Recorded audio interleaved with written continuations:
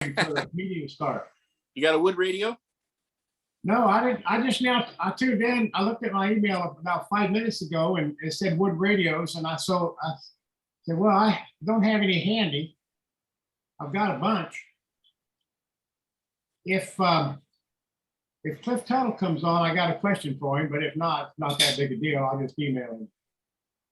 I've got a wood Atwater Kent radio that's different from others. Oh yeah, cool.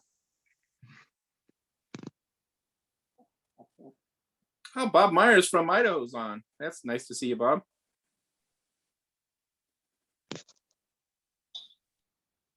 What's your rarest radio, Franklin? It would probably be my Toshiba centric ring. But I have a couple. I've got my wood radio is my Arbor phone 26 is probably pretty rare. And I got an Arbor phone 45, which is an AC/DC set, which is kind of a unique set. Yeah. Hi, Bob. Hi, how are you? Good. How's Idaho? Oh, well, it's white stuff out on the ground right now. No kidding. How much? Oh, well, it comes and goes. It'll be there for a day and then melt off, and then we'll get more a couple of days later. So nothing to be too concerned about. But yeah, I haven't been on since the summer. It's been a long dry spell. Yeah, good to see you. Always good to be on. Idaho, Alaska. Hi, Warren. Evening, Warren. Hey, Miles. Is Olympia wet here? Well, it's always wet here, it seems like. Not any white stuff down on the ground, at least. Yeah, really. Yeah, well, you don't have to shovel the rain. They shut down the city when anything sprinkles here. Yeah. When you consider the people that deal with that in the Midwest, they don't even think about it. They don't shut down the schools or anything. It just go. There's our president, Pat. Hi, Pat. Yeah. Hi, how's it going? Good, good, good. Okay. Sure. Wood radios, huh?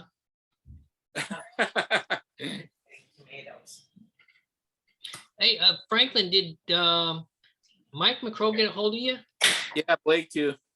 Oh, okay. I'm muted, honey. I'm off video. Okay. Whoops.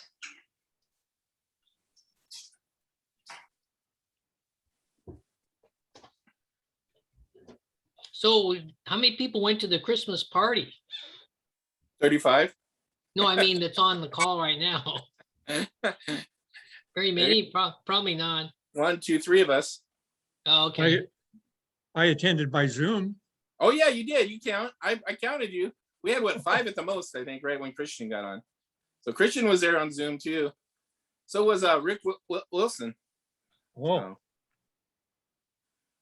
Well, wait a second, Christian signed up to be there. What happened to him? He missed out on a good meal. He slept in.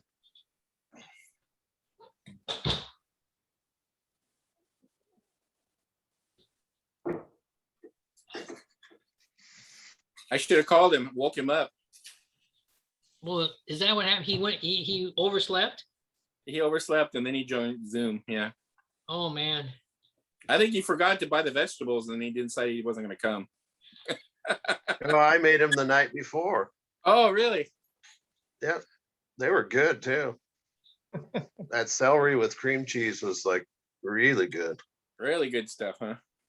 Yeah, that celery was some sweet. Dave, you did a Not wonderful bitter. job. That's for sure. It was a good job. It's hard to organize those things. That's for sure. Yeah. It's a lot of work. And we know it. Well, thank you very much. I Go ahead. I really appreciate all the help that you guys all did. You know, like you, Franklin, just pitching in and doing all the organization stuff, and Pat getting the poinsettias and stuff like that. Makes it a lot easier. Yeah, it just doesn't get done if we don't get everybody to help. And there's a 10% of the group that really pitch in, I think. All the time, right, Pat? Yeah, yeah. Because if we didn't have Dave to do the Christmas party, I don't know who would have done it. Really? Because we weren't volunteering. Me and Pat weren't volunteering. We're like, we're not putting our hands up. So that was great, Dave. We appreciate it. Oh, Yeah, thanks. I think it turned out pretty well. it did.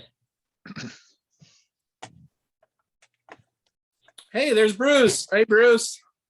Hey, how's it going? Good, good, good. I got this going on this week. It's plugged in. Uh-huh. You're familiar with this, right?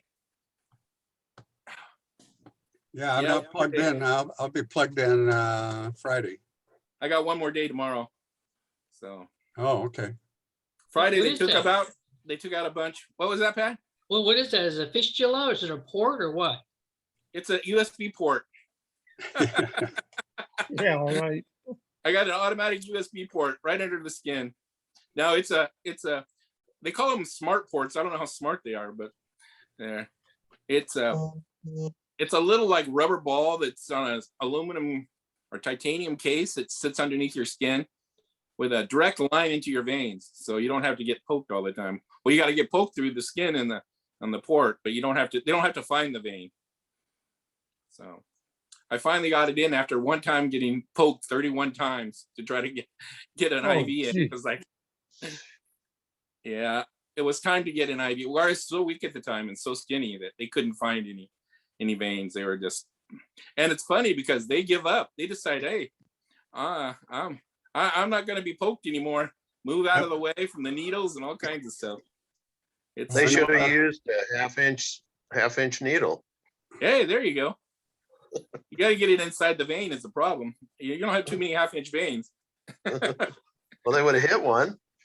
Well, that's where your port goes, to about a 1/2-inch vein. Right into your heart, right? Yeah. Artery. Yeah, Boy, I hope that doesn't ever leak. yeah, I don't know how they stop it from leaking, but they got that little hose that goes through the artery and down to the heart. Yeah. A little rubber ball in the end that they have to puncture, put the needle in to fill it up. It's better than I had them in your neck. They, the phoresis ones they put right in your neck, like right here, right in the jugglers. And they're blue and red, one for in and one for out. I guess that's so you don't mix up the in and the out. Jeez. I'll pass on that. Yeah, I called it my grunge neck jewelry. Piercing. So they leave you connected to your port if you're going to be using it fairly often then, huh? Yeah, about 5 days they can leave it on. Oh, leave okay. Leave the needle in. After that, they usually don't leave it for more than 5 days. Okay. Yeah, I haven't been poked that often. I sure like it. It was the best thing the best decision I made to get one put in, because boy, the anxiety of them trying to find a vein sometimes was just terrible, And I know I was going to get poked many times, but when it got to the 31 times for 5 days, that was just like, it's time to finally get one. Yeah. And you don't see it, it's right under the skin, but there's just a little scar tissue for all the times they poke you. And they say it'll last 10 to 12 years, something like that. Mm. Then they got to put a new one in a different spot. I'm hoping I don't have to have it that long. Well, mine will be the rest of my life, so I hope I have it that long. But who knows? So, but they can put them in all kinds of places. They've had people put them in their arms and stuff like that, I guess. But the chest is the most common. Well, I want to get where the flow is the greatest. Yeah. I think. Because like my chemo, it kind of kills the vein before it gets circulated around. Right. It's strong stuff, huh? Yeah, pretty strong stuff.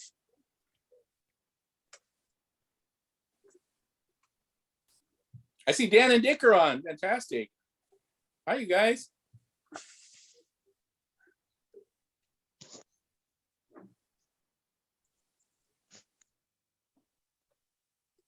Maybe not. Was I gonna? They're quiet there. Yeah. They're quiet. Maybe they don't have their mic turned on. I see Mark's on too. Hi, Mark. That sounds like Robbie, didn't it? Probably on. I don't know. I thought it was. I see Bob. See Mark. I guess not. I see Myron. Hi, Myron. Hello. How's Myron today? Pretty good. Bruce, I dug out that 555.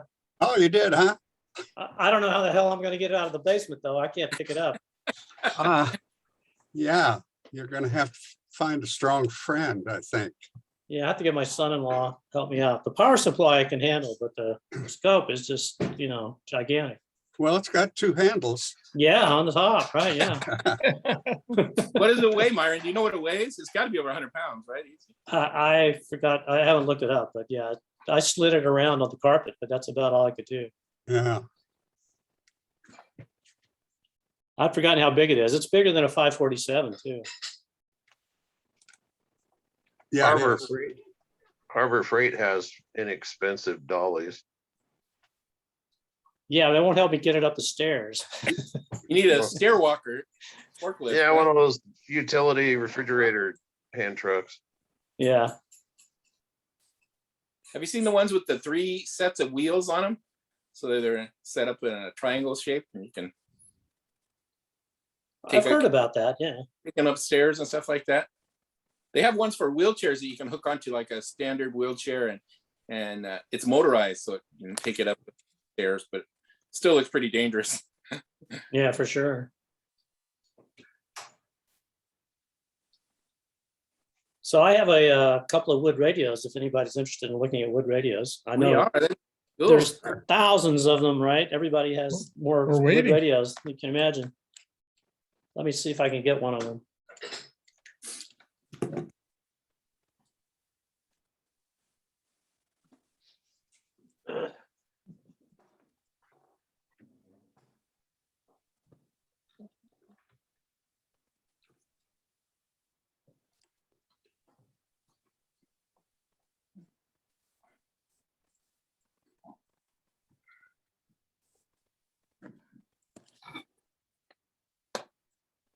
So this is a British radio. It's a GEC. It's pretty big. You can see I'm, barrel. It's post-war, but it has all kind of British tubes in it, non-American style tubes, and it's pretty thin, on the side. Oh, that's cool. But it's kind of unusual. You don't see them very much. I've never seen one. Was that a standard thing with them to have the colored dials like that? Because you see a lot of those British radios with. Yeah, they like to color code the different bands and stuff. I mean, I guess this has just got red for, I don't know what the red is for. And then blue and red and sometimes green, right? Yeah, I think Zenith had that too, for different all- bands. I wonder But if that's a mandatory thing for British radios, or just a style at the time. But it's a weird aspect ratio because it's so tall and thin. And the tubes are like DH77 and W719, X719. They're all these Now, weird. you're talking to British radios, you got to say valve, right? Yeah, that's right. That's exactly right. And then that little plastic tag is the license Oh yeah, they that the needed license was paid. a All right. license to actually listen to it, right? Yeah, to own a radio, So that's kind of an interesting set. Is that knob mismatched, Frank? Because I noticed the left frontmost knob doesn't match. It just looks like the paint, that gold. Oh, It looks like the gold isn't there. That's the way it seems. I mean, it looks like the same, it's missing the gold paint that was in that yeah. rim oh, gotcha. because it was just painted there. What's on the bottom, Myron? It's on the bottom. Is there a plaque on the bottom? Oh no, just a vent. It's just, I got air Oh, that's kind of cool. space, because it's got air in the back here too. So you got it playing? I haven't turned it on in a long time. And in fact, I don't know if but I think it's 220. I have a transformer Well, most of them had taps inside that you could change. Well, the European ones had that, but I'm not so sure about the British ones. Oh yeah, it does look like there's a switch underneath this plastic thing that lets you switch it down. Yeah. But it looks like it's only 240 or 220, and maybe there's a 110 all the way over there. So yeah, it looks like it's still 240.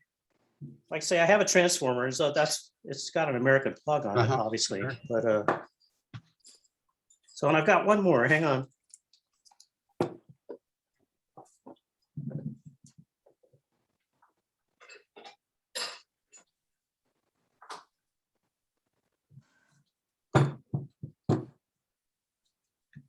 Of course, everybody knows this one. This is the Zenith racetrack guy. It's missing its Grill cloth? grill cloth. Yeah, see, there's the grill cloth. Mhm. Needs to be replaced, but these are real cute. Pretty Yeah, good it looks in performance. pretty good shape. Yeah, for original, it hasn't been worked on or anything, so kind of nice. And that's Right. photo tiger wood, right? The tiger wood on the side is the. Yeah, it's got the finish? tighter wood. I think it's actually a veneer, Oh, veneer, really? I don't think it's photo finish. I mean, it's real thin. You can tell it's not much of an inlay, if it's an inlay at all, but I'm sure it would clean up and look real nice, if you refinished it and all that, but it's nice because it's original. Those course, white this- knobs sure stand out. It has the push buttons where you pull this, this cover out and use a screwdriver to set the station. So you pull that cover out, and then there's a screwdriver slot in there that adjusts the preset buttons. It's a pretty cool set. Where'd you get it? I don't know where I got either one of these. I've had them for so long now that it's lost in time. Documentation, Myron, documentation. Yeah. I don't think anybody would care. It's just neat to go when you go back and look through it, right? When you talk Yeah, about it. that's true. That's true. It's- Some it's a some cool I do story. remember, Yeah. like the Jim Mason things. I remember those, and a few things like that. But it's been so long now. I think I've had both of these probably for 25 years or something. So it's lost in time. Anyway, those are my wood radios, the ones that I thought might be interesting. The British one is especially unusual. I've never seen another one like it. What brand was that? It's a GEC, and I think if you look it up, it's General Electric, but it's not related to the American General Electric. Be darned, yeah. Yeah. So it's Wow. GEC. Oh, GEC, yeah.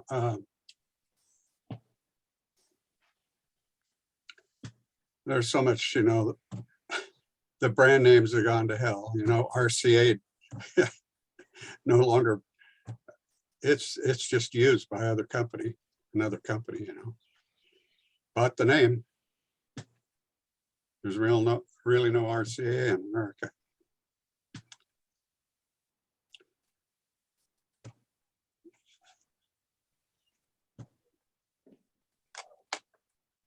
So who wants to do the next one? Audio isn't on, Myron. Oh, sorry. Yeah, I was saying Radio Museum just said General Electric Corporation, Oh, okay. but they had all those weird British tubes, which I find, really strange because they were protecting their own tube manufacturers or valve manufacturers. Oh, yeah. And at one point, I may have told the story before, Philips bought a factory in Britain, and then what they did was they transshipped tubes from Eindhoven and just marked made in Britain on them, Mhm. and shipped them out of the factory in Britain. But they didn't actually make them there; they just labeled them there. Well, a lot of the European tubes, they didn't want those American tubes, so they switch a couple of pins so you can't plug an American tube in. Yeah, they made them incompatible. Yeah, It was, basically the same internally, but the pinout's different. So Okay. Byron, did those tubes on that English set, are they pins or are they like little nubbins? Because I saw one that Blake had and there's no pins on the tube. They're just like little tiny indents there. those things that come around the outside, those Yeah. are like German tubes. Oh, they're German. Typically, Oh, yeah, the British, I haven't seen any really old British stuff, but you know, the post-war British stuff, they had miniature tubes like in America and octal tubes, but Yeah. like Bruce says, you know, they weren't always exactly the same as the American versions. And they had these weird numbering system. There's a British numbering system which made no sense at all, just like the American one. So yeah, that's my contribution. Cool. Thanks, Myron. Who's next?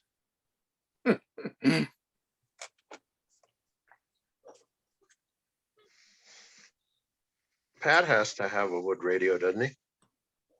You would think so. well, I have to find it. There's nothing but plastic ones. Oh, no. Oh, is How this- Someone about go find one it. Someone go next. How about a plastic one with a photo finish?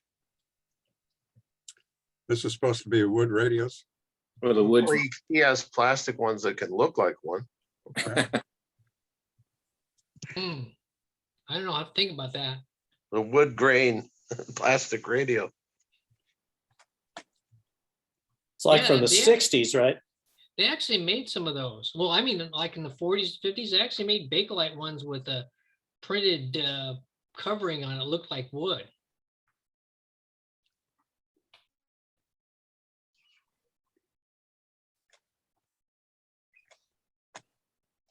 No one else has a wood radio?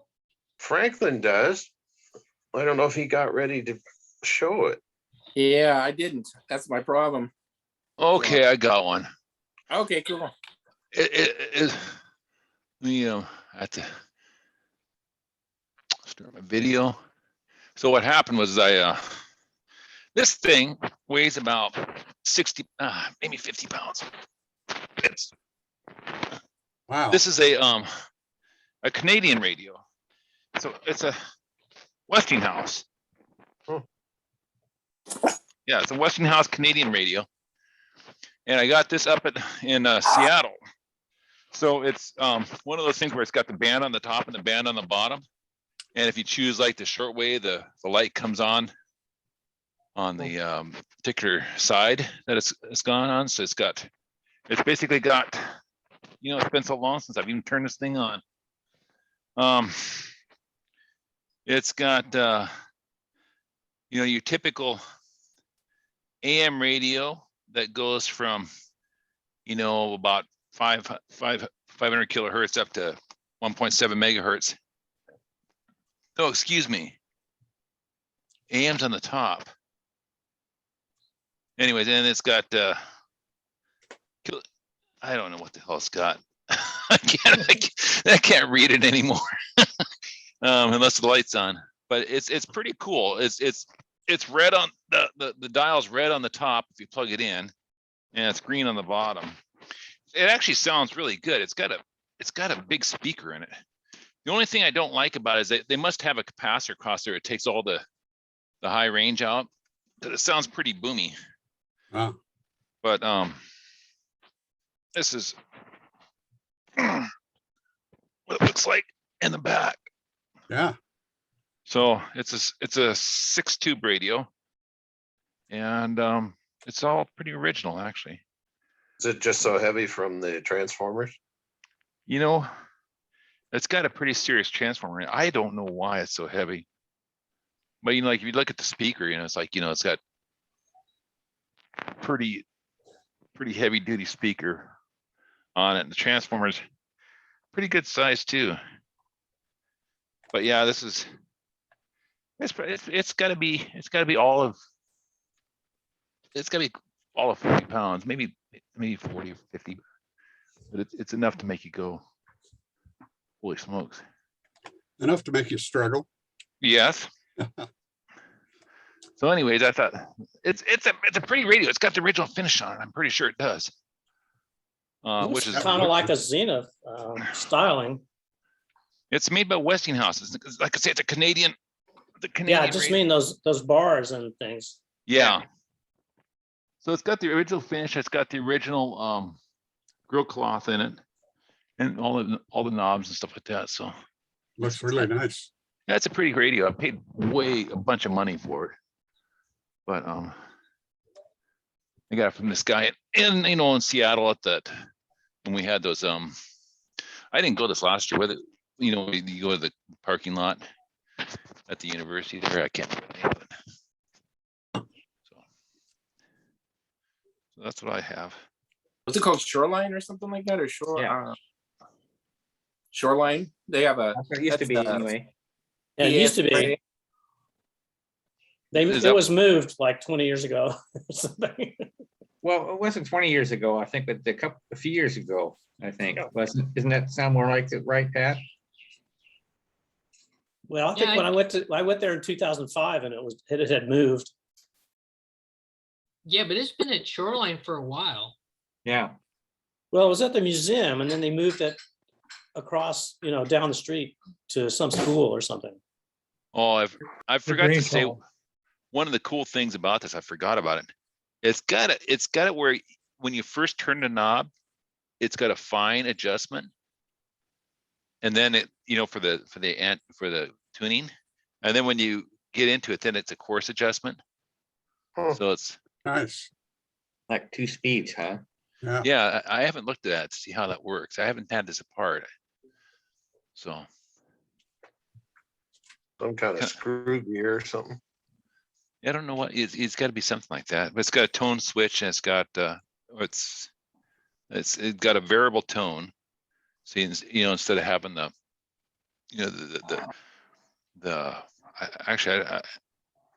I got to remember how that works. The variable tone on this, so you can the treble and bass. So it had to be.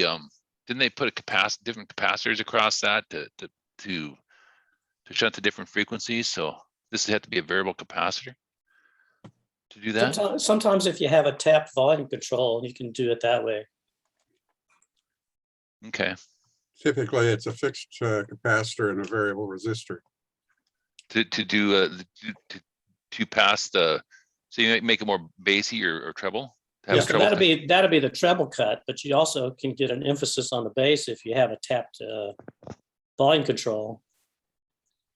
Yeah, I thought you could wire 2 capacitors to a potentiometer and then use the center tap or center wiper to go forward and then put 2 capacitors on either side, 1 and 3. I don't know, Christian. You could blend your capacitors that way. Yeah, the cheap way is, just a resistor or a variable resistor, a pot in series with a capacitor. And all you end up doing is just cutting the highs. That's what most of them do. Mm-hmm. So anyways, I would share that. Yeah. Let me go video. and cut my video so I can take it back and put it in the living room.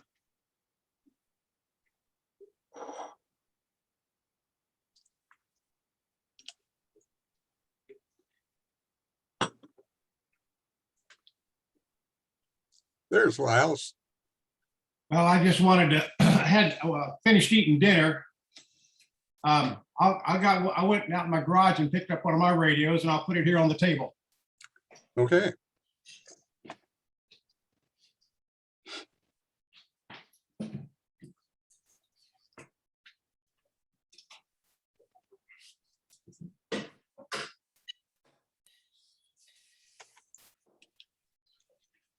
This is a, I'll center it in the picture. This is an Atwater Kent. I'm gonna play a joke on you guys and say it's a Model 20 that they didn't finish, but that's not true. It's a Model 19 And you can see where it's got 2 tuning dials instead of the standard 3 of the 20 series. Oh. And it's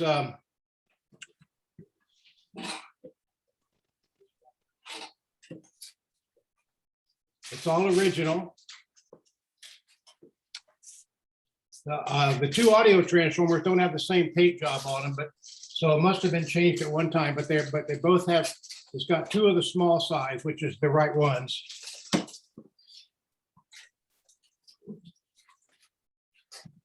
And it plays. And Nice. one other thing that's a little bit interesting. You probably can't see it. It's a Model 19, but it's got a Model 20 number tag on it. The tag says it's the Model 20. So I don't know how that happened, but it looks original. It looks like it hasn't been changed from the factory. In other words, no one's pulled the tag off and put another one on. So it must have been a you know, Friday afternoon Model 19 or something like that, or early Monday morning Model 19. Yeah.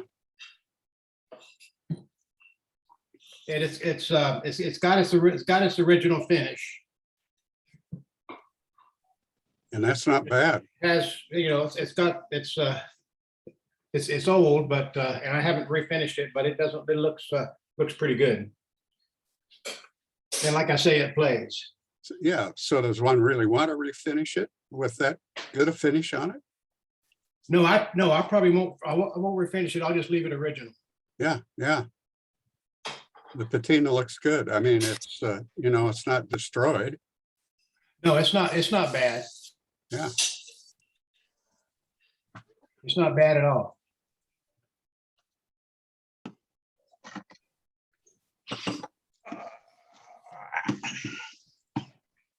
And I don't know how often you'll see a Model 19. Okay. I'm done. Oh, Mark's got something. I gotta put it back. Mark, don't drop that. Yeah, I won't drop it. 630 or 610, I forget. It's a 610. Very good. Yeah, it's 610. Kind of bulky. Pretty clean looking. Still has its capacitors, that's something. Yeah, I mean, I have modern caps underneath there, but yeah, they're just there left them there for looks. Yeah, people have a tendency to throw them out. Yeah. And it still has the cloth cord on it that's halfway decent. I don't know if I replaced, no, I think no, that's the cloth cord that was on it. It's got a few owies, but it's not really that bad. And I refinished it many years ago when I was first doing that, and I know I put a new decal for the Philco name. I think the grill cloth is original grill cloth. And I don't remember how many tubes it is. I can't quite see the label. Get to the point where I have to put specs on there to read the label here. My guess is it's a regular 5 tube. Yeah, I think that's the 5. That's the 5 tube is right. The 620 was the 6 tube. So yeah, it's a 5 tube with short wave, and I think it's 2 bands. Actually, I guess it's 3 bands. You wouldn't be able to see it anyway, but I'm just. Yep, 3 bands. So it has the shortwave and the so-called police band, which is above the broadcast. But and it has I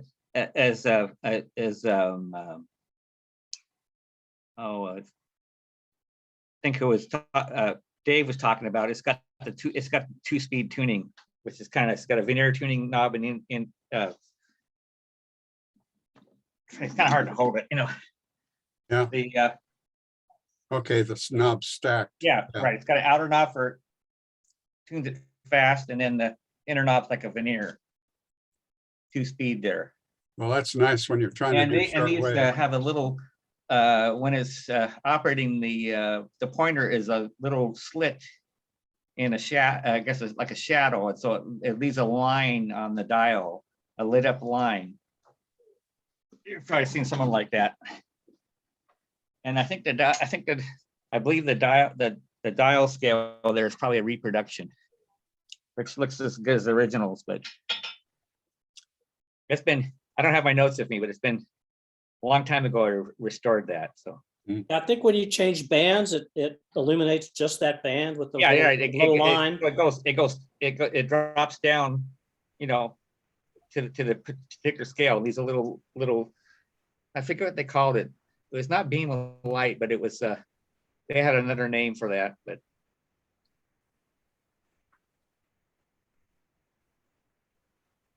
Yeah, the styling is really pretty cool. Yeah, very, very Art Deco. Or at least I'd call it that. Is there a nickname for that radio? I don't know.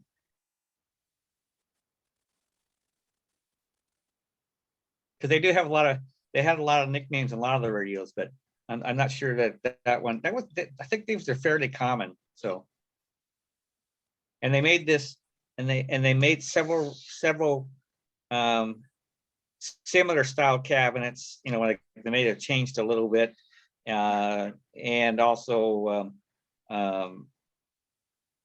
maybe they made that kind of style cabinet for like about 2 or 3 years, I think, at least. But in 37, they changed the discussions to those round ones. Yeah, this one's I guess kind of an oval, vertical oval. I like these a lot better because they have the mirror in them. The later ones didn't have that mirror. We better look at Pat's radio before it falls apart. Yeah. Yeah, I've got one. I found this one. This is an Airmaster, but it looks like it needs a little help. It does. Sure is. It's really packed in there though. Yeah. Wow. You don't have any room at the top and at the top of between the top of the tube and the top of the radio. Yeah. Oh, look, Half it's got an inch or something, or 3/4 of an inch, if Yeah. that. not much. Oh, it's Looks got like it- those.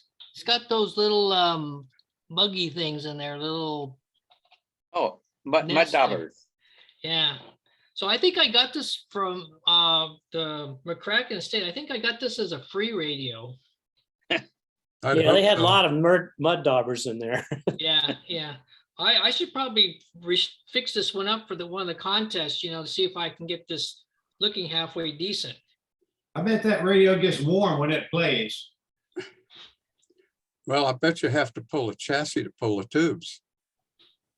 Oh, I never thought about that. Yeah, Bruce, you're right. Yeah. Yeah, I don't think there's room to pull a tube up and out. Oh, this might be a good one for radio, the radio restoration project. And they originally wanted 15 for it. Yeah, it's $15. Yeah. But I think it ended up on the free table for some reason. Be sure to take before pictures. Oh, this? Yeah. Okay. Yeah, all right. So that's my wood radio project.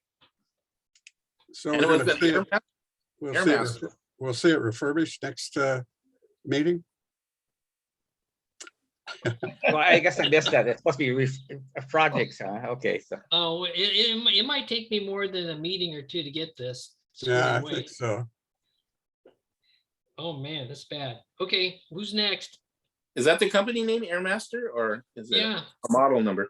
Model. no, it just says Airmaster right there. So is that like Firestone, kind of like Air Chief? There's no markings inside or on the bottom. Oh, no, there.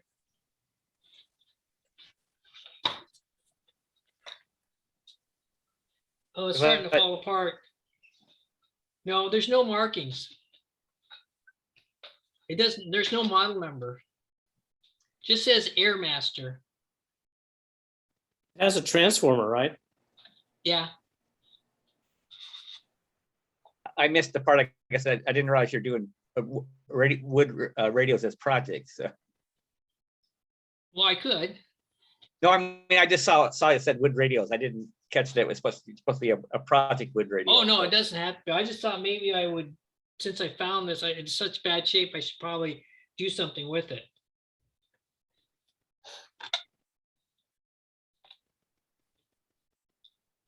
I see a reference on the internet that Airmaster was made by Lafayette. Oh, okay. Oh, suppose that's an early Lafayette. Looks like it. I haven't heard that before, but that's not Yeah. surprising. So was that the Lafayette that was the mail order catalog? Yeah. company? Yeah. Right? Yeah, Okay. Lafayette Okay. Radio Electronics, yeah. Yeah, they had some other trade names too, I think, but You know, Allied made their, you know, had other people make their radios. They didn't make them, but they rebranded them and sold them in their catalogs. yeah. I've got some old catalogs that have the night radios in them from way back in the 30s. Night kit. No, they weren't, they didn't call, I don't know if they called them night kits or, but they had the, I think the night line, and I think they had Allied, you know, this is back in the, I got a 37 catalog, I believe, so.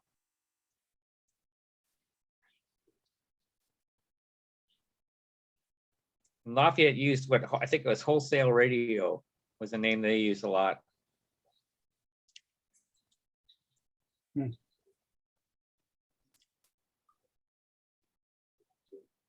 Getting awful quiet here. Warren's probably got something. They're not easily obtained right now. That's my problem too. How about Bob? Bob, you Yeah, I got, got a radio- nice one from Mark for sure. Yeah, Mark took off to find one. Bob, you got a radio on your Yeah. avatar. Yeah, You want to tell us about it? yeah. This, I bought at a junk shop in the Tri-Cities. And it's got an on-off volume on the top and then push buttons. Wow. And it says RCA model 94 X2. So, and it's 4 tubes. Originally, it used, here, I'll hold it there. You get a good look at it. All right, good enough. So it had 4 tubes, and then it had the 6-foot resistor in the power cord. And those are a little hard to come by these days. Oh, yeah. And so I ended up having to mount a resistor on the back of it. So a flanged resistor. So One thing that can help the resistor power is if you use a diode in the series with the heaters and then match a resistor to whatever further drop you need. So the it's got capacitors to tune on the bottom of it, which is not difficult to do in the metro area where you've got 50 radio stations. But in Twin Falls, you've got, let's see, a Catholic station, a Cowboy station, about 5 or 6 Mexican stations.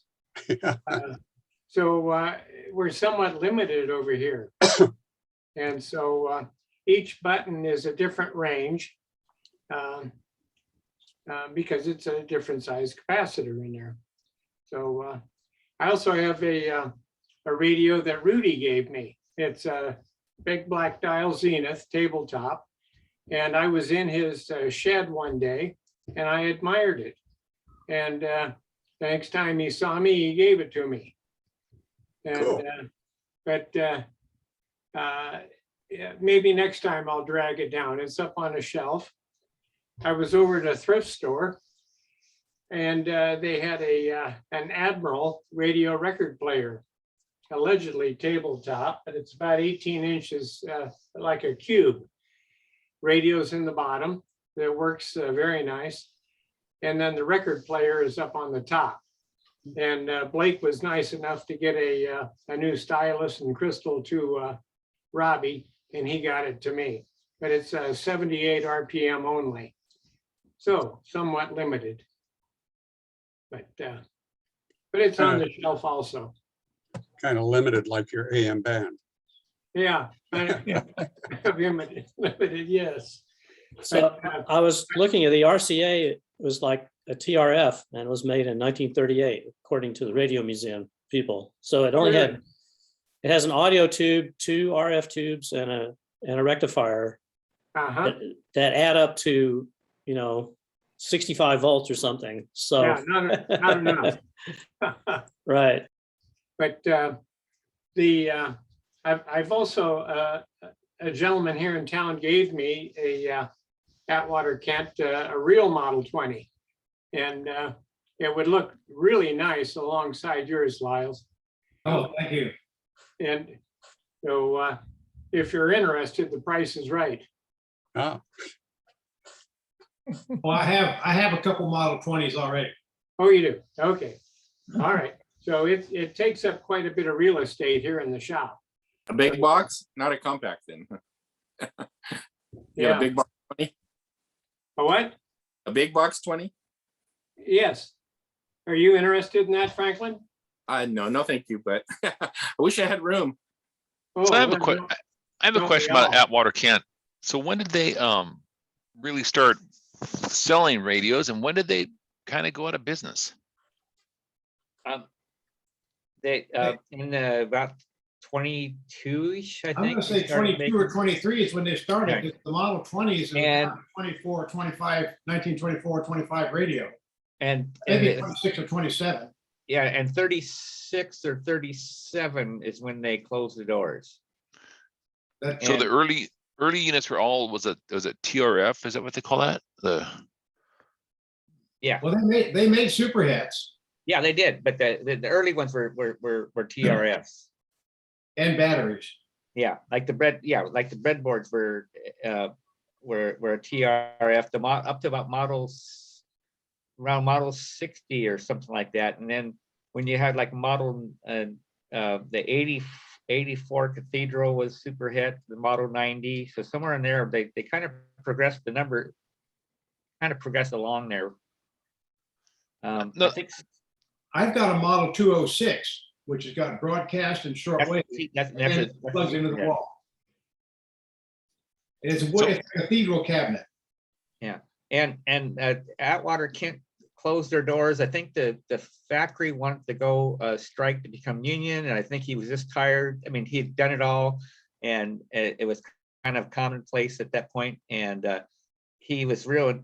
Reading a story about him, he was real industrious, but he also liked to play, and so they just said, okay. They closed the doors of the factory, and they had his son sell off all the equipment and stuff, and he retired and went to Hollywood and retired in the high life, I guess you'd say, and was enjoyed life that way. Not just the opposite, kind of from being driven and working all the time to just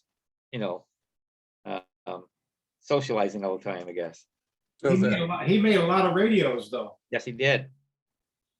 So so- why did they do TRF to begin with? Is it because they just didn't have the tube line up to make a super heterodyne, or?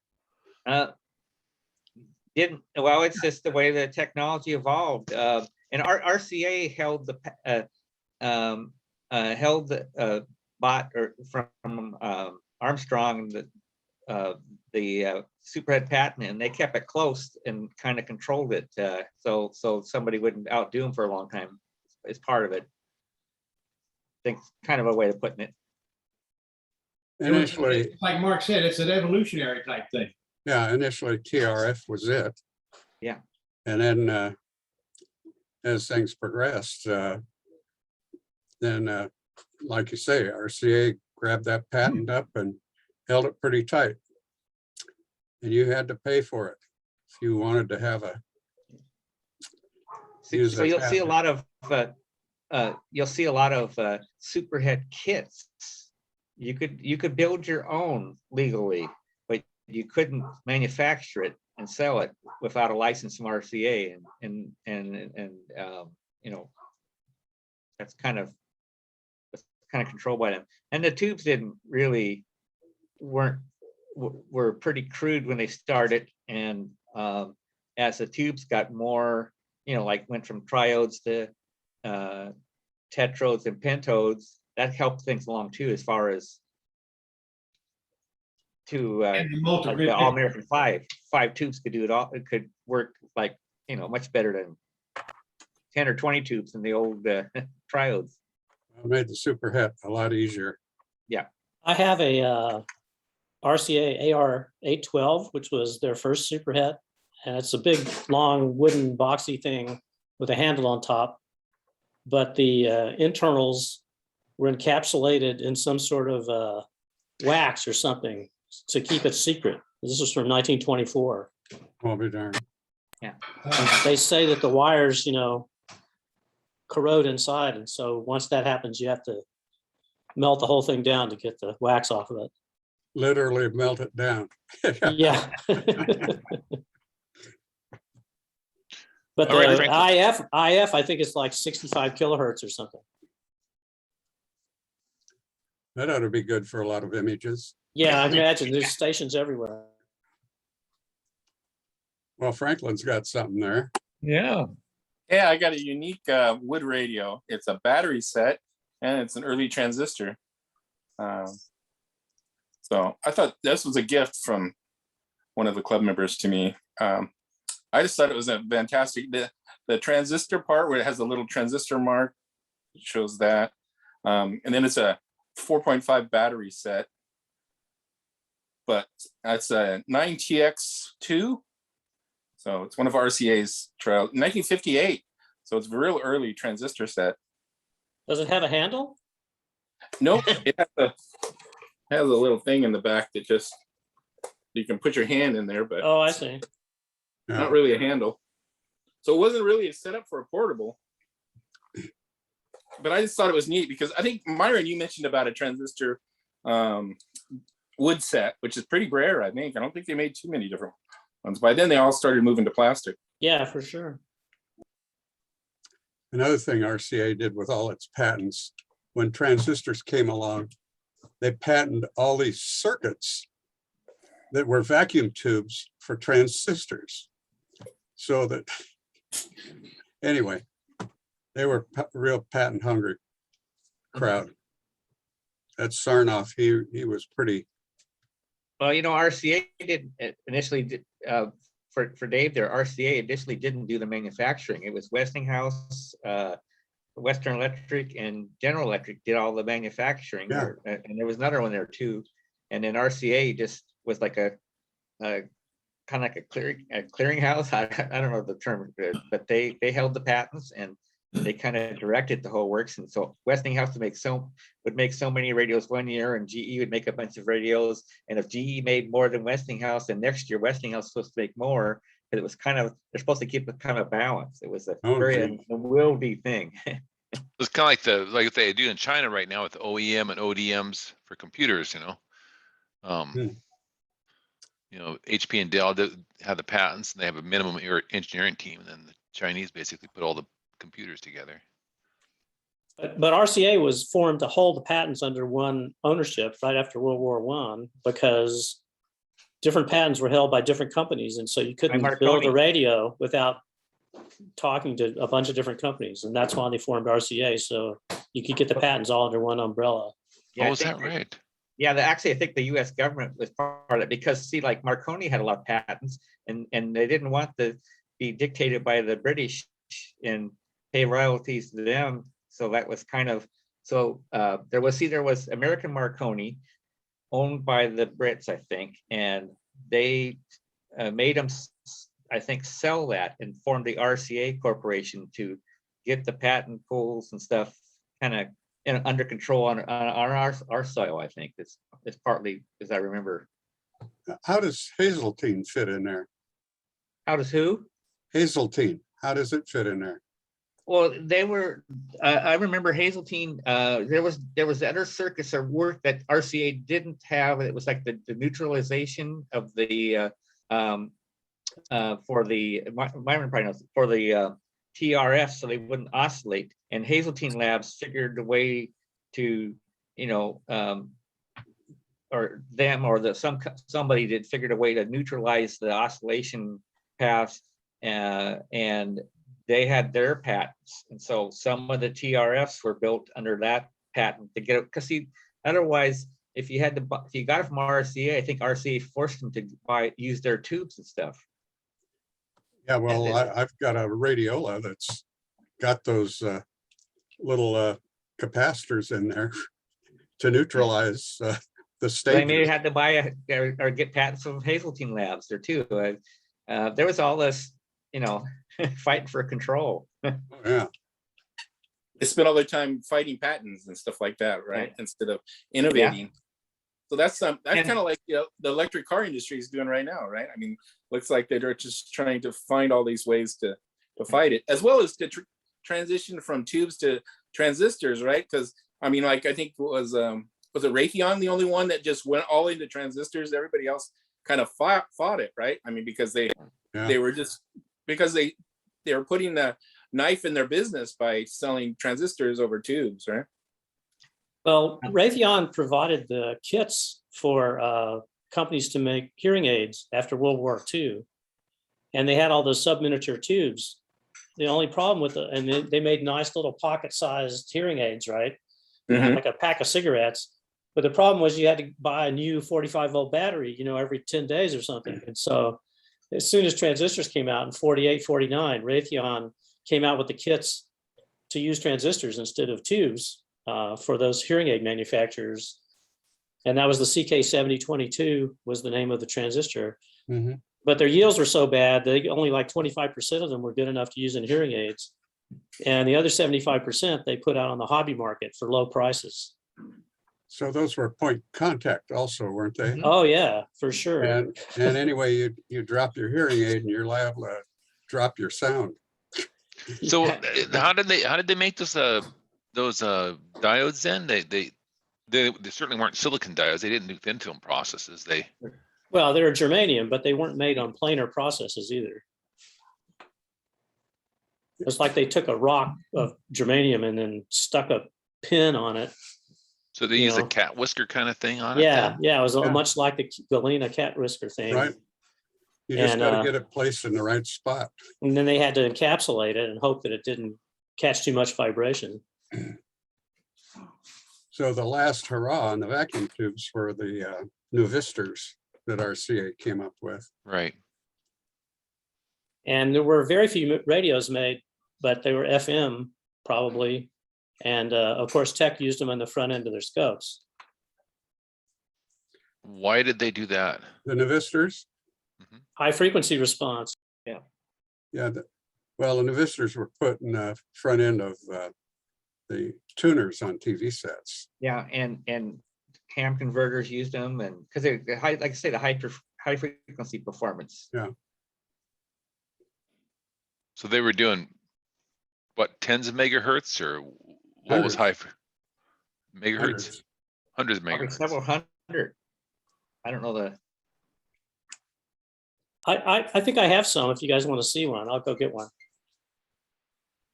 Sure. I've got the little sockets, the little funny 5-pin and 7-pin sockets on the tube testers, right? But yeah, I've never seen a Vistor tube.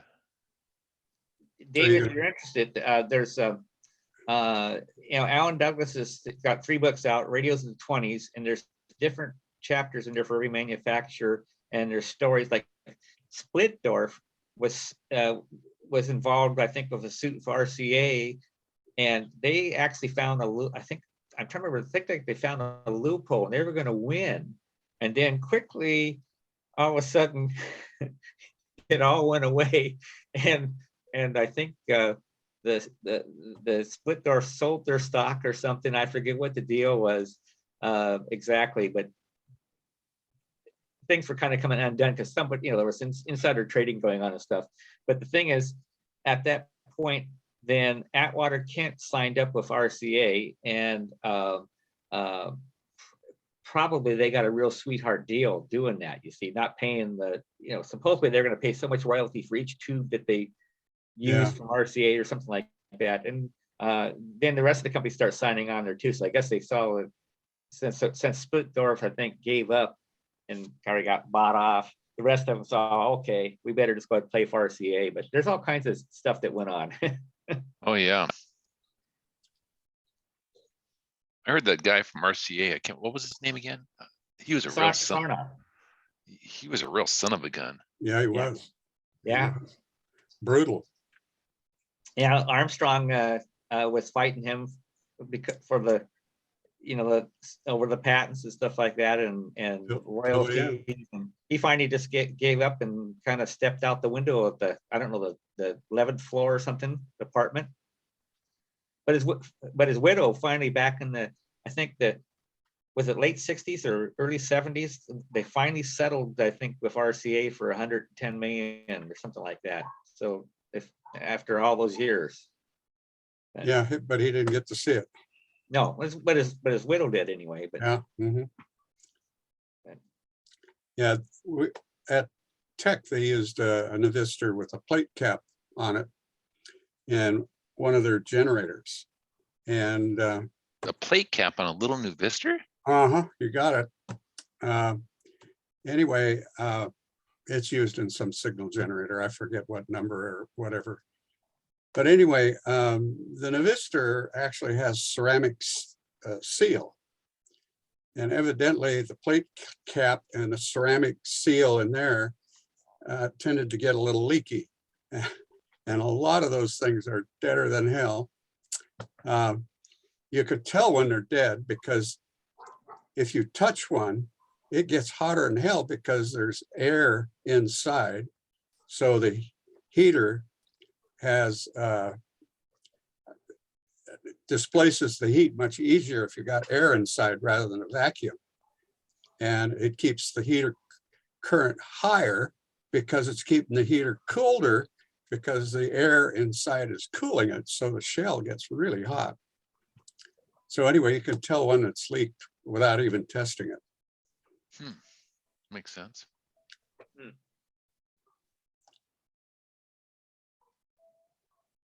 So it'll burn your fingers, or it won't burn your fingers when it leaks. It'll burn your fingers. Yeah. It'll really burn your fingers. Huh? so Oh, yeah. you mean but a plate cap, because the Navistor is a metal shell. So is this to mean to cool it? You mean is that? Well, on top of the metal shell is a piece of ceramic, which then has a plate connector on top. Oh, okay. I guess I thought that the didn't realize that that was a set. There's a Yeah, it was kind of a stacked, I mean, it doesn't have the full metal jacket, so to speak. It's got a metal base and then it's got ceramic and then it's got a plate cap.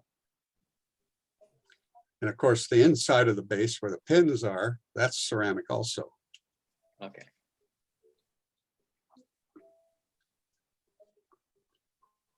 Of course, Tech made a lot of ceramic CRTs, but it took a lot of work to figure out how to make ceramic non-leakable. There's your Navistor. And your cat. Yeah, my cat. But you can see how small the thing is. Oh, isn't it? Yeah. And then the way it went in was there were little wings on either side. The socket had places to put those. And you see there's just little pins that came out. I don't know if you can see that, but Yeah, I can, you can see them. yeah. Sure. So they're incredibly high frequency, and you know it says RCA on it or GE. Those are the two companies that made them. This one's a GE. And those were in the early 60s then when they. Yeah, early to mid 60s. This is a 6CW4. I don't think they made too many different versions. All I have are 6CW4s, but they were the ones in the front end of the tech scopes, I think. Were those used for military airplanes too, to harden them and stuff like that? I mean, I think the main thing was their high frequency, but I don't know all the different applications. Without knowing for sure, I'm not too sure how much military stuff has new Vistas in it. I haven't seen too many of them. I mean, I think what happened, the reason it was Military stuff. a last hurrah was, you know, that was the last thing transistors could do was handle high frequencies. Yeah. Yeah, you're right. So, I Well, mean, for example, you had, car radios that had tube front ends in them and transistor output sections. But they still needed tubes just to handle, FM.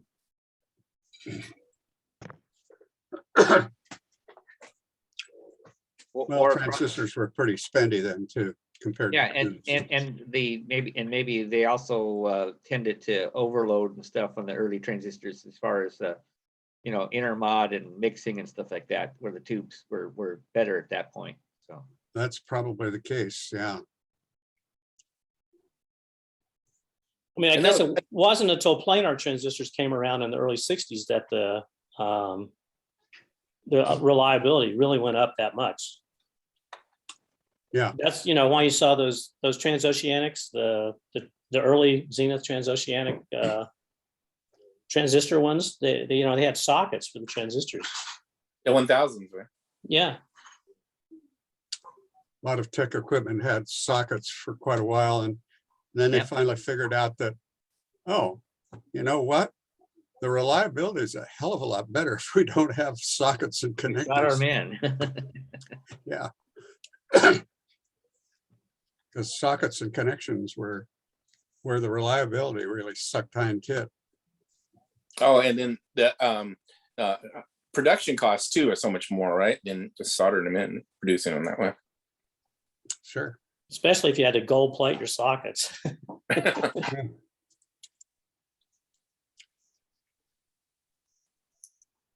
So if a guy is to get a transoceanic, which is the one that you should get? I've always kind of wanted to get one. I don't know whether you get like the 500, 600, or the 1000. Well, Is that wait, a tube ones or 1000 is a transistor ones, 1000, Right. 7000, 3000, 7000. I'm kind of attracted to the tube ones myself, but Yeah, well, the tube ones, when they went to the 600 series, had that 50A1 voltage regulator, and that was kind of a step up. And they had a retracting cord set, like on a vacuum cleaner or something. Mhm. So you didn't have to stuff the cord in there. You just retracted it. But otherwise, they're all pretty much the same design. Still have the 1L6 too, though, Myron. Yeah, the 1L6 was there all the time. Once they went to miniature tubes, before that, it was the 1LA6 in the octal series through like 48, 49, whatever that was. The earlier ones have, round tuning dials, and then the later ones have the slide rule tuning dials. The 600 series has all square tuning dial with a single tuning dial that moves horizontally across. they all work. What do you like? oh, To hell, look I at, don't know. you know? I always kind of find myself attracted to the 600 series myself. Mhm. Well, there's nothing really wrong with them. Okay. Yeah, they're The one good it is the one with the bomber one, right? Or the sailboat has the sailboat on the speaker grill. Yeah. Grill. But Yeah, so that's a 7G605, which was made prior to World War II. And they first came out with the sailboat on the speaker cloth. And then after the bombing, they changed it to a bomber, after the Japanese, attack on Pearl Harbor. And then they made another run or two after that before they converted to military. So they were all made before World War II. At least as far as the United States is concerned about World War II. and then Myron, isn't there two military ones? Like one was Korean War green, olive green, and then as well as one that was actually in the 60s. I don't know if that was must have been still a tube one, right? For the Bay of Pigs and for the Korean thing. I think they made it. Some of those I remember. Yeah, there was a 500 and a 600 version of the military ones. Yeah, And morale radio. the way you can tell them, interestingly, is that the dial, you've got those 6 push buttons along the right-hand side that picks the band. In the military versions, those are color-coded. Each one is painted a different color. Oh, And the faceplate has similar markings in color on it. And so like I have a Rogue faceplate that doesn't have a radio with it, but it came off of a military set that I got from Speed. Speed had a bunch of extra transoceanic stuff back in the 90s that he let me have or whatever. So.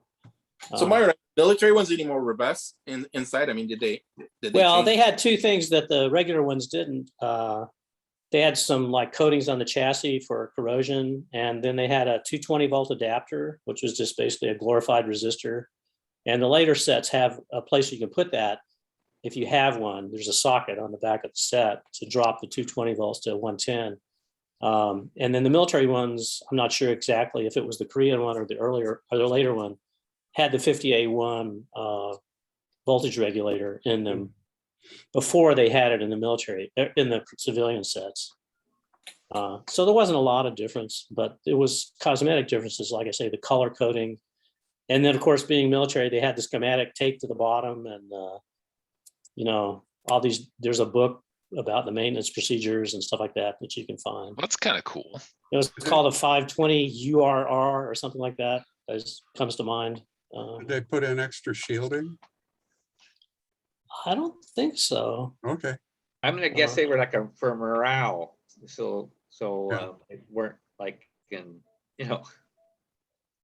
Yeah, So- and it's been a while. I mean, when the guys first wrote the Transoceanic book, they didn't know about the military ones, but then when they updated the book, they found out about those because some of them showed up.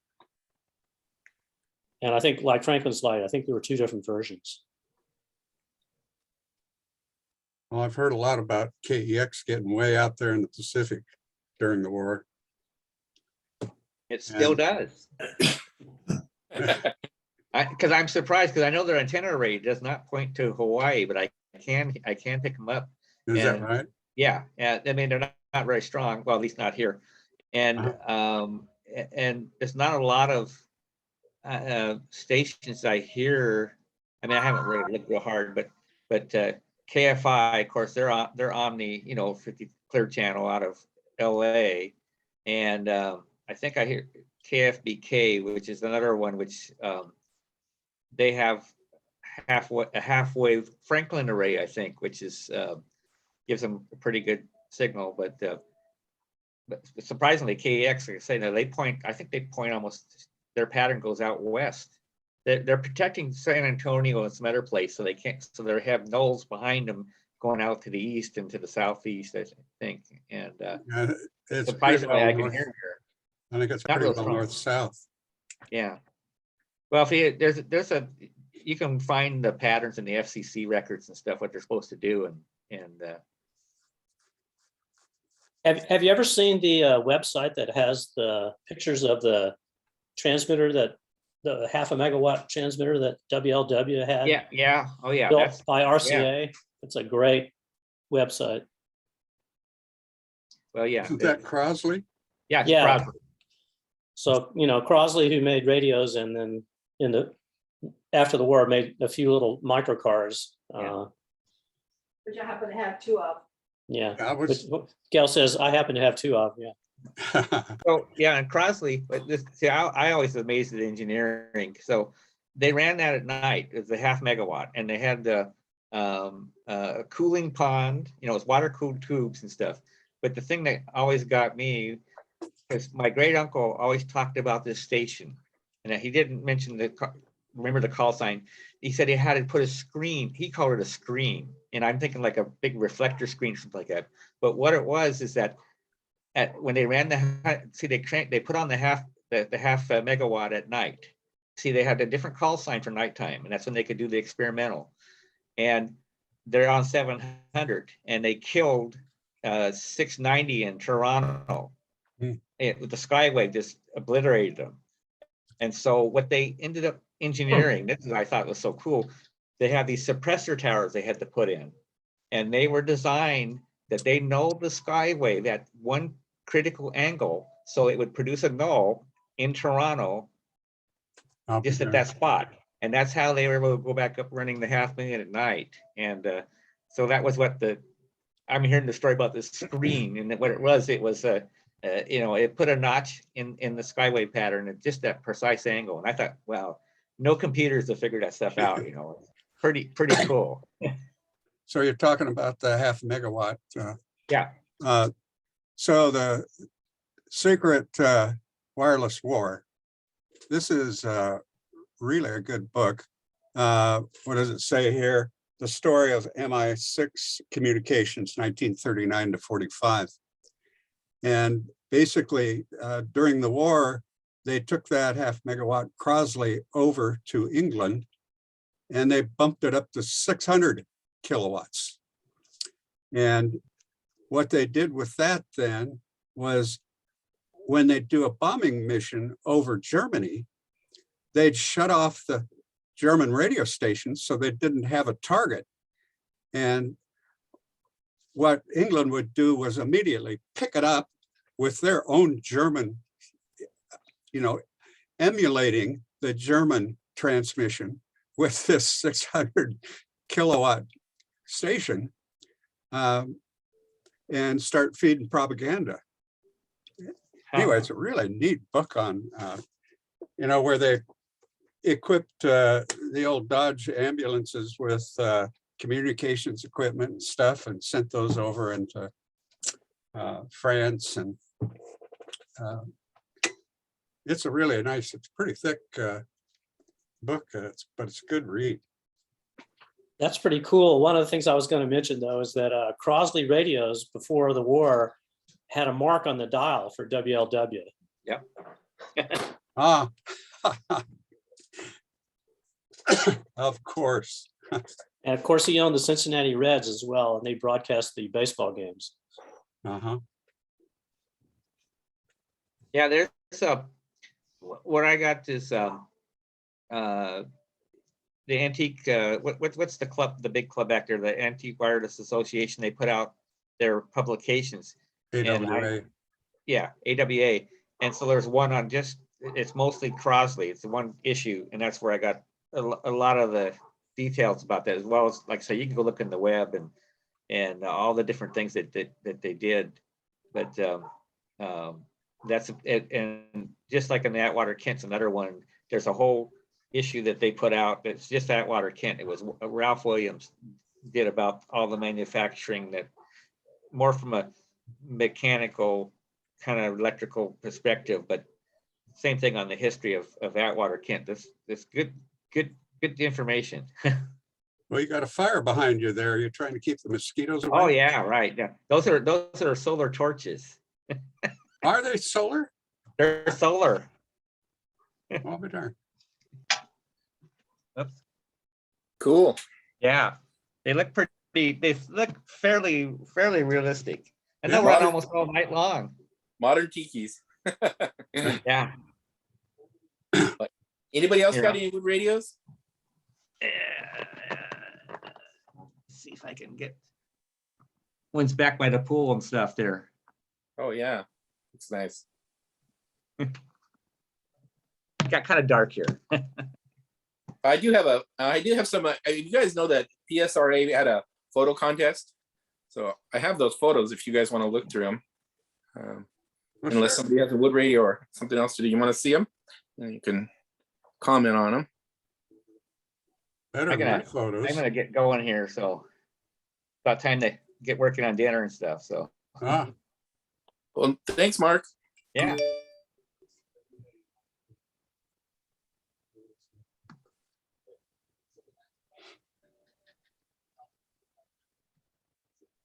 Can you guys see it now? Yeah. So these are some of the winners there. This crystal set winners.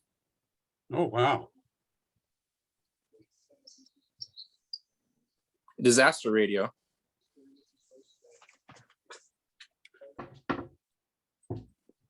Oh, wow. Yeah. In the box, but it's really a kind of a toy radio, right? But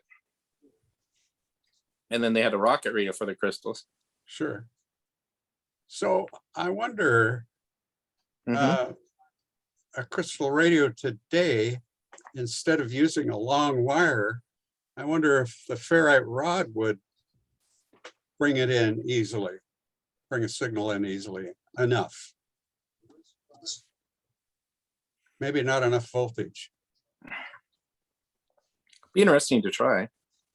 Yeah.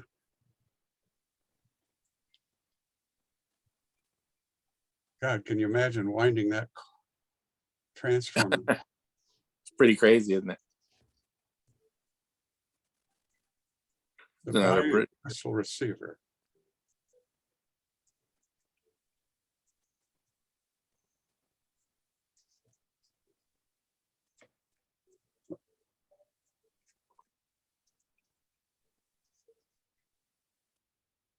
There's your Outwater Kent. Oh, they're all nice and clean, aren't they?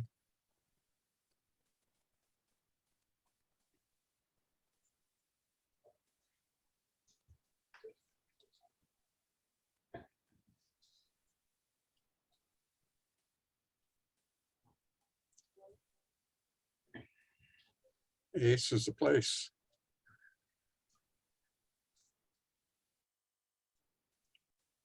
Magnavox.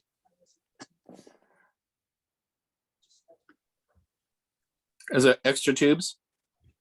Yeah. Several spares there. So is that kind of like a horn speaker of some kind, or what is Yeah. that? Some speaker? Yeah, it's a horn. And they put it inside the radio. Huh.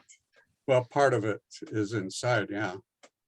Now, is this considered a bullet still? I mean, bullet design when it's round like that, or even though it's wood? And then again, this is a colorful dial, so it must be a British radio, right? I would think. I don't know that it's necessarily British. They just like the colors.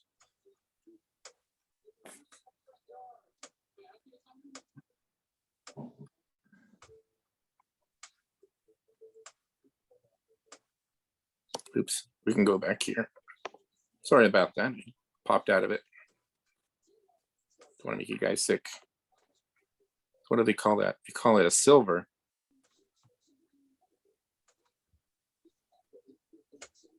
The Zenith. Look at that. This is a before and after picture.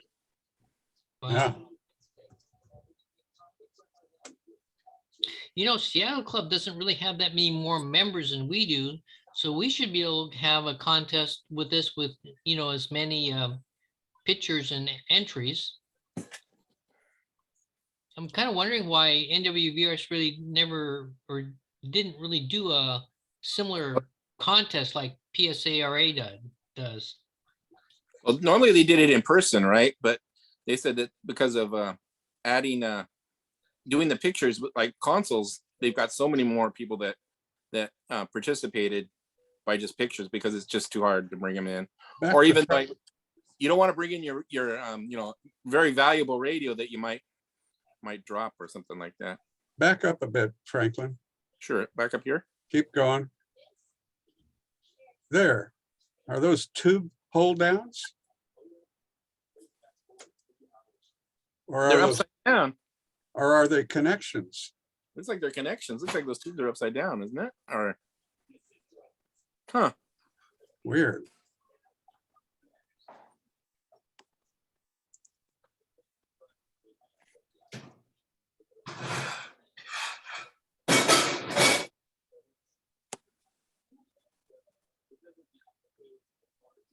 That's the one Mark had just before.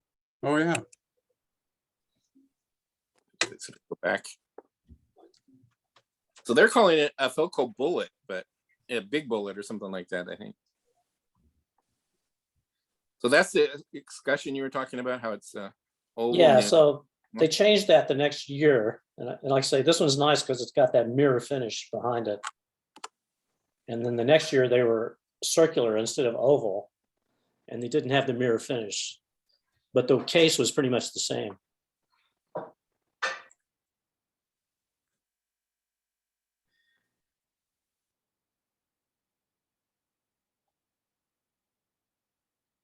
And the model number changed, so that was a 610. The next year was a 37-610. Really?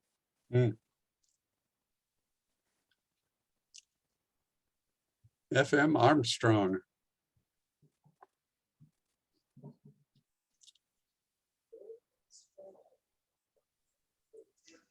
Okay, now we're back here.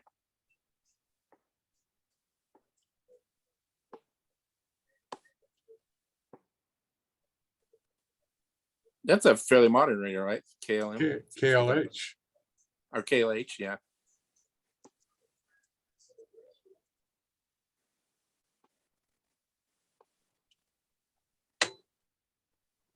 They've got a couple Scots that they brought in.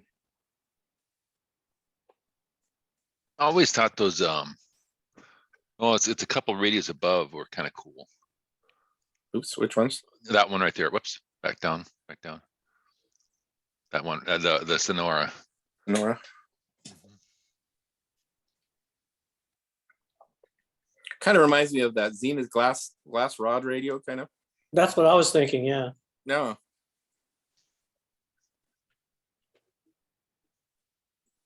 Myron, do you know that that radio considered a World's Fair radio, or was that just something that the people kind of adopted it for later? I don't know. That's an interesting question. Because I've seen people advertise them as as those a fair radio, 36, I think it was, fair radio or something like that. But a lot of people just know it as the glass rod radio, right? So What do they call it? The glass rod radio, Franklin? well, it has where the speaker grill is, there's actually glass rods that go up and down. Oh, Instead of those vertical wood rods, they had vertical glass, oh, wow. round tubes. They were solid, but I've got a Mohican, but I don't have the power supply unit that sits in there. So if anybody has one, let me know.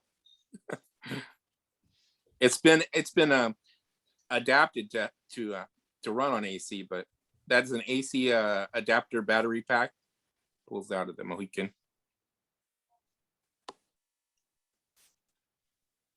What is that? That looks like a projector, doesn't it? What does it say? Let's see here. It's a matching speaker, I guess, huh? Film era actor, silent film era.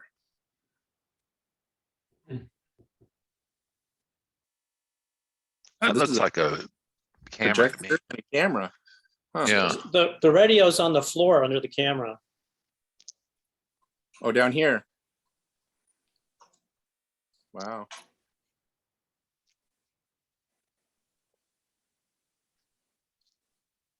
That's kind of cool. Isn't that cool? 1946. Basically a wire talkie, right? Battery operated.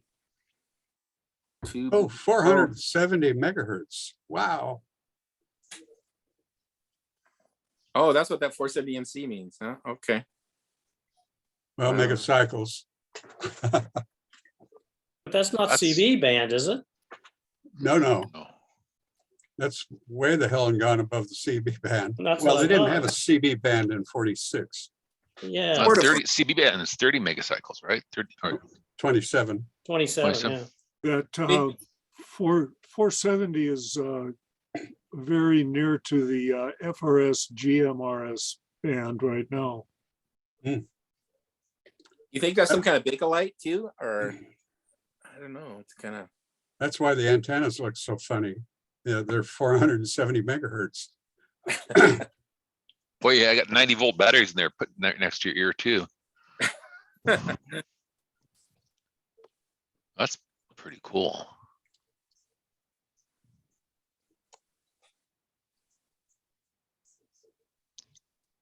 What the hell is that? must be a military radio, right? That's what I was thinking. Military, yes. Yeah. Was it receiver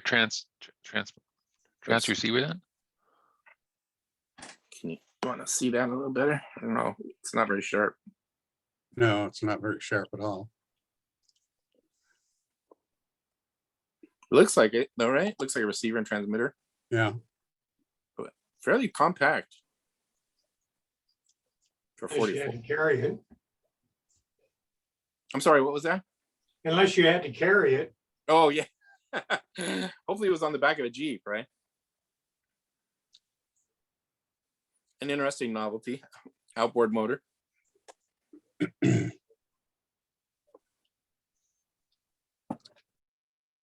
These are fairly modern radios here. Yeah, Chinese. Mm-hmm. Mhm. This is so silly to have a radio and a bunch of books. So we can hide it. Yeah. And But that one Crossley could- had that single book radio too. But it opened up, or like the radio was inside it, not like this one where it's in the back of the book. We I think had they're- a kit book that was ultrasonic alarm system.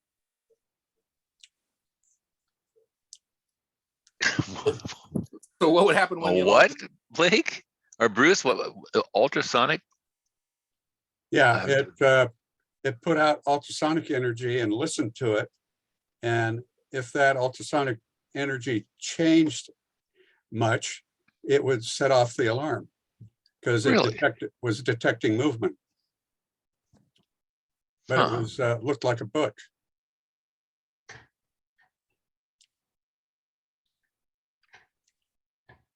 Oops. Sorry, guys.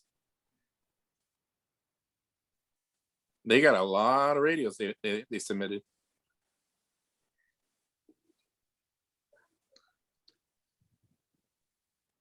I've always been attracted to those little Zenith cubes too. I don't know why.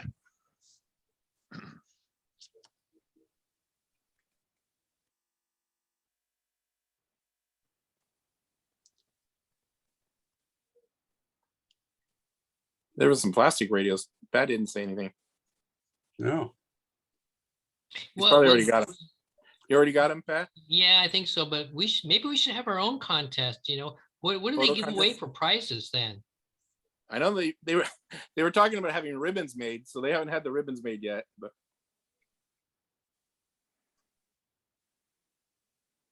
the Miracle One. That's kind of cool. Emerson Yeah. made a couple of them that look like Jeep front ends. To me, they remind me of Jeep radios. And Motorola made a bunch of those. Somebody got those at the last auction, right? Yeah. A uh-huh. whole box of them. They have ferrite rods in the antennas on the top. So they're directional with that little antenna Yeah, handle. it turns separately from the radio though. Pat, don't you have one of these? Something No, similar? no, I don't recognize that. Oh, yours is the Lloyd's, I think, isn't it? Hmm. That's kind of cool. Continental. It reminds me a Yeah, lot of Zenith, right? There's a Zenith like that where it has the fold on front. Yeah. Mhm.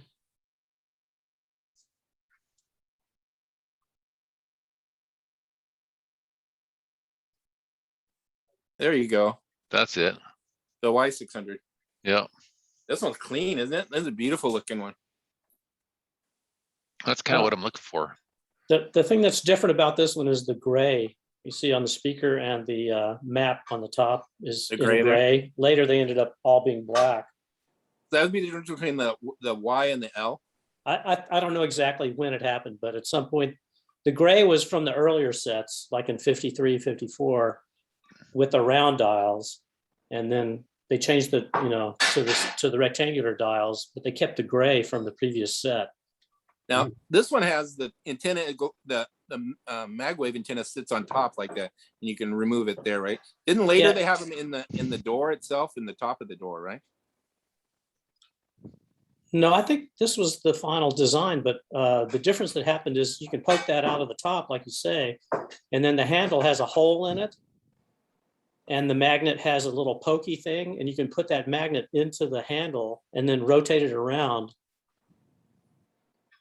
And then I'm it not- spins around. And then it's Yeah, direct. for directionality, yeah. The other thing that changed on them was, at some point they added a light, a dial light. Well, here's an H here with the gray. Oh, and see, this one has the antenna on the back of the door. And then that antenna pops off there too, right? And Yeah, this is the H, which is all gray, but see, it has the circular dial. oh yeah, No. right there. Rather than linear. This has the linear, Yeah, that was the big change in the way they looked.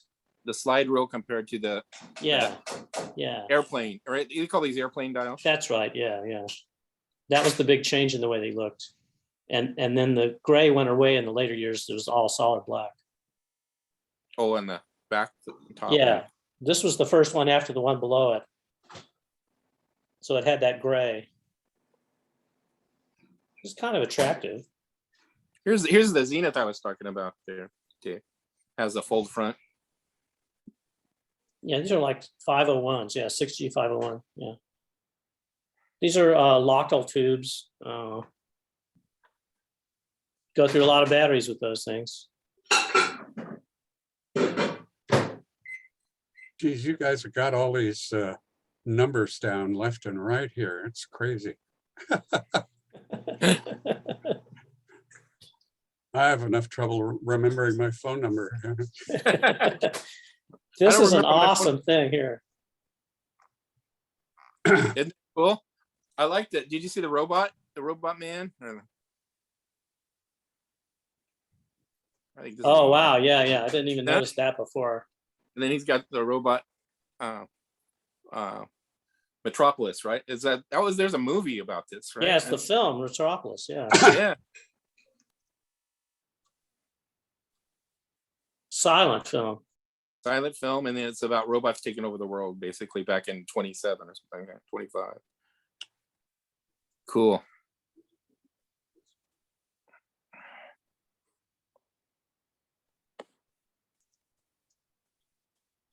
Microphone.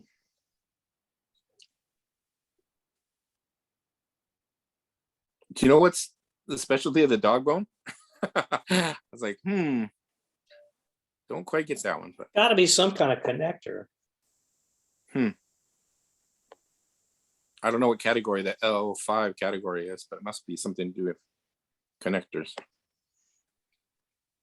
And they have a TV booster category too.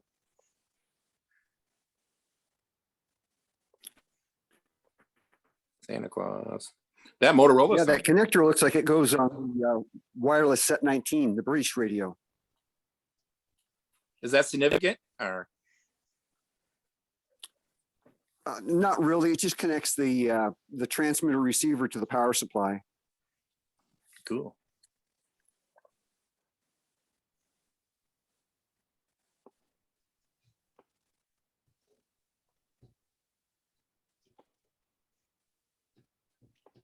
A couple of days ago, I saw a little radio called a NOMA, N-O-M-A, and I didn't know who they were. And I looked it up. Well, they were the guys who made those bubble lights for your Christmas tree right after, for like 10, 15 years after World War II. It was an American company.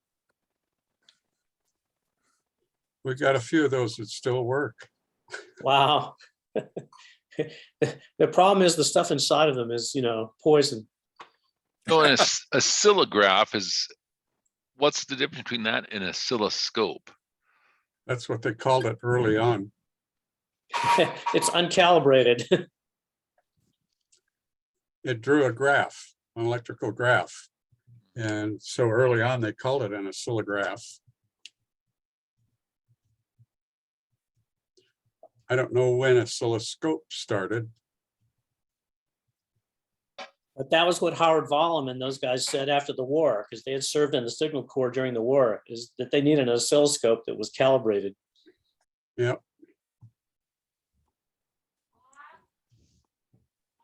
Tube seller, that's pretty funny, as opposed to a tube tester.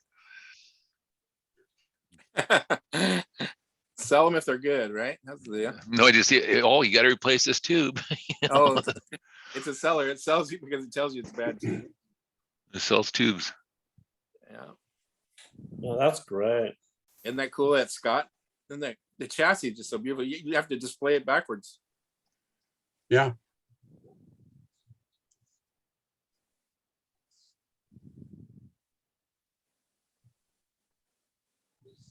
Here you go. He put have a mirror so you can see the chassis and everything. Just open it up.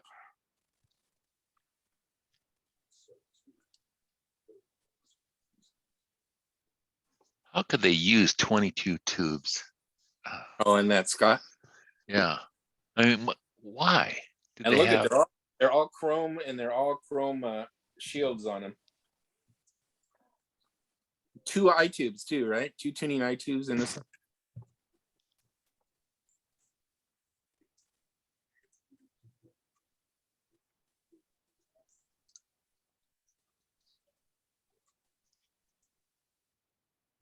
That's kind of cool. in the Midwest. This is the Philco with the remote control, dial remote control. Mhm. Oh, there it says, oh, mystery control. That's what they called it. It's a wireless control. Yeah. But you have to dial it like a phonograph. Sonny's got one. It's really cool. He showed it to us. Yeah, so it just blasted broadband pulses when you dialed it in, and the remote just had one tube in it, like with a 1.5 volt battery and a 45 volt battery or something. And it, turned on and blasted out this broadband noise pulses. And the receiver had, like a Thyratron in it to count the pulses. It was pretty trick. Sorry. Are those Thyratrons the ones that have like uranium or are radioactive anyway? Not necessarily, Oh, they don't have to be. Okay. usually Yeah, mercury. Yeah, they have some kind of mercury in them for sure. But they could be radioactive, I guess, right? Isn't that good deal? I haven't heard of one. Oh, okay. Yeah, I haven't heard that, but could be. Well, I think they said something about they used them for instant on, that they use some uranium or something. There are neon bulbs that have a little radioactive dot on it to help it fire up at lower voltage that they use for regulators, voltage regulators.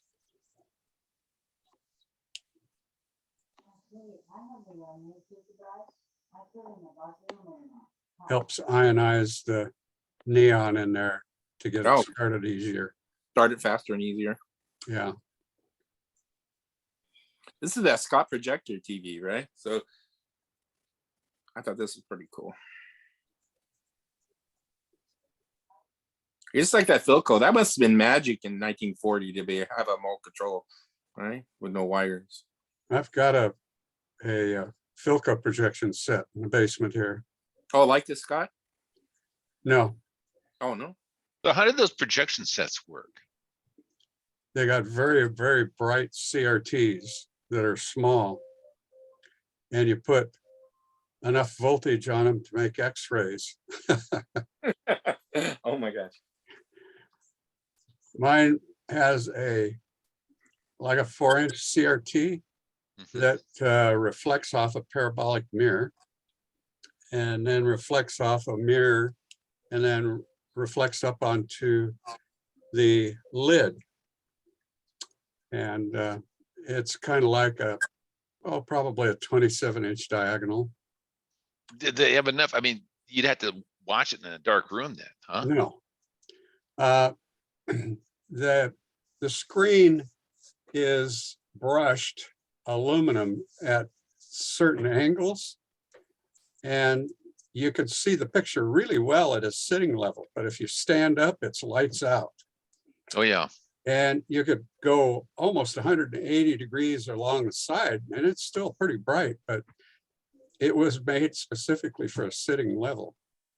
And it was made for, like hotel lobbies and things like that, where a lot of people would. Anyway, I took a Polaroid film and I put it in front of that CRT for about an hour. And then I took the film out and developed it, and there was definitely X-rays there. It wouldn't make UL today. Oh, really? Oh, no. But the CRT is facing down and to the rear. And so as far as the user goes, the X-rays are going the other way. Mhm.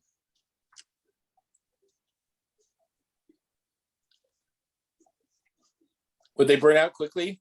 The phosphorus off that CRT, would it bring them so bright? You can certainly see the bare CRT has a burnt-in raster. Oh, It's definitely aged. Speaking of X-rays, or CT scan. If we're done talking radios. Sure, I'm all done.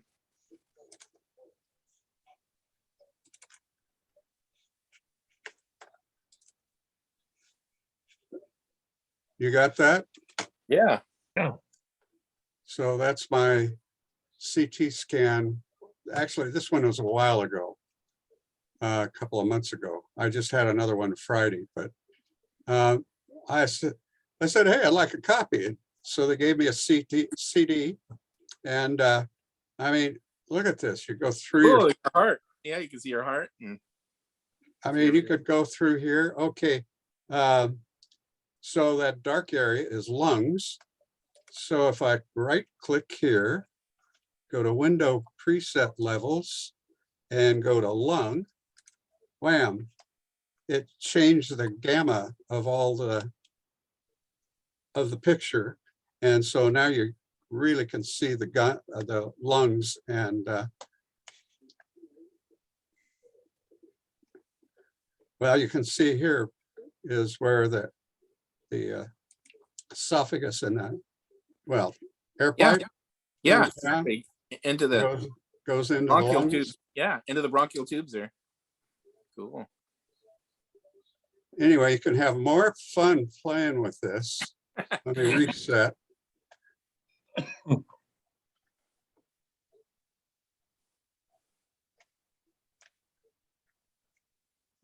And Twins. so there's the head. And you can see where my lenses are here in the eyeballs. Oh yeah. Those are my cataract. Yeah, so there's synthetic lenses. lenses. You can actually see them. Wow. And they tell me I have a cyst. Oh wow, you can see it right there. Yeah, in my nose cavities here. Now, it has a little problem with metal teeth. You can see here. Oh yeah, it just shoots out to the sides. Yeah, the metal teeth really Mess it up, don't they? raise hell with things. So do you have some scoliosis in your back? Is that what that is? I don't know what you mean. How the curve is there? See how it Oh, curves to well, the side? I've got back issues here. You can So see. that looks like, yeah, that looks like arthritis, right? Just It's just the discs are failing back here. oh, because they're touching. Yeah. Yeah, pretty much touching. Your hips look good though. There was no little bumps on them. So cool. But you can have more fun with these things. Let's see, I've got the other direction.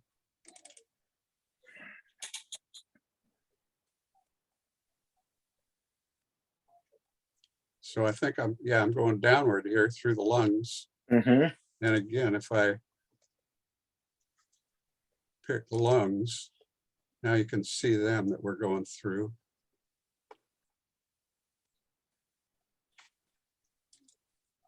Reset.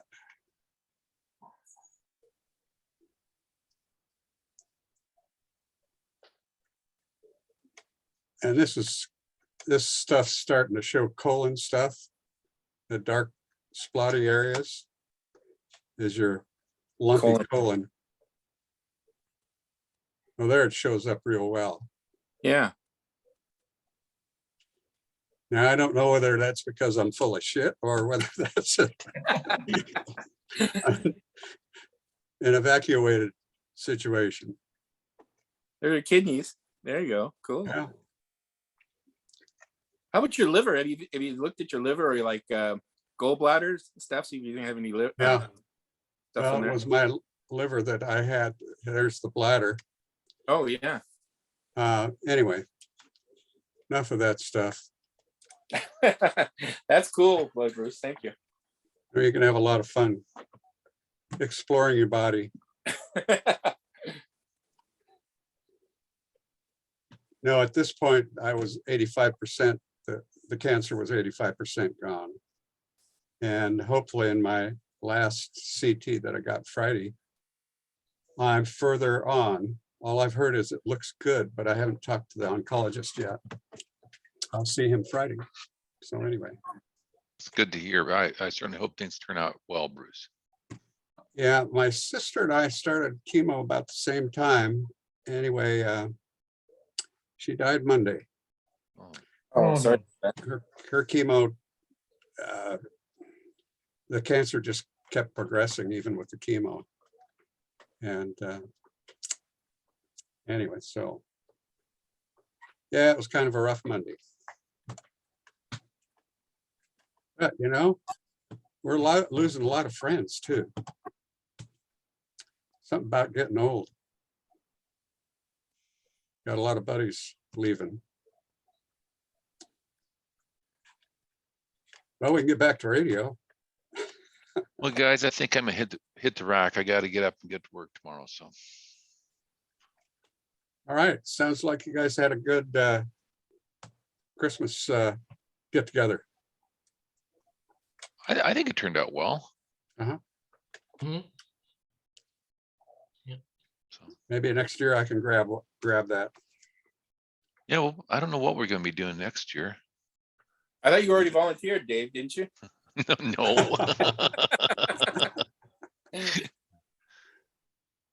Well, with this new virus strain, who knows? Crap, I'm getting tired of this. I Yeah, think me we too. all are. Okay, This might be the savior, though, right? It's Yeah. mild. It doesn't kill anybody. It just gives you a little cold. That Well, Omicron? Yeah. Oh, I thought it was really bad. I thought the Omicron was. They say it's more contagious, but and typically this is what viruses do. They usually morph into a weaker thing because the bad ones kill off everybody. So and they morph into a weaker one and then they go away. And that's what they think happened to the swine flu variant, right? So of the Spanish flu. The Spanish flu one. It just kind of went away and then everybody had little colds. So I listened to this guy named John Campbell from England, and he's a doctor, and he just kind of reads all the metadata and kind of analyzes it because a lot He's of on YouTube, right? Yeah, a lot of it. Yeah, I listened to him. Yeah, you listened to him too. Mhm.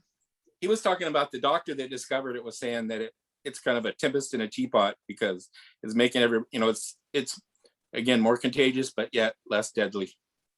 So which is what we hoping for. That would be the way to go. Yeah. Just give everybody a little cold and then we'll be on to back to our lives. Yeah, But well, that's hopeful thinking, I guess. All yeah, right. if we could just get people to get their shots and get rid of this and That's stop it the from, thing. That's the catch-22. If they come up with a shot for the Omicron one, that's kind of ruining the whole deal of everyone getting it and then getting a small cold, right? The natural way of it going away. So, but you just never know. Of course, Pfizer needs to make a lot more money. So, all right. bye. Yeah, I think Good we'll night. check out too. Yeah. Bye. I'm Bye-bye. out. Bye.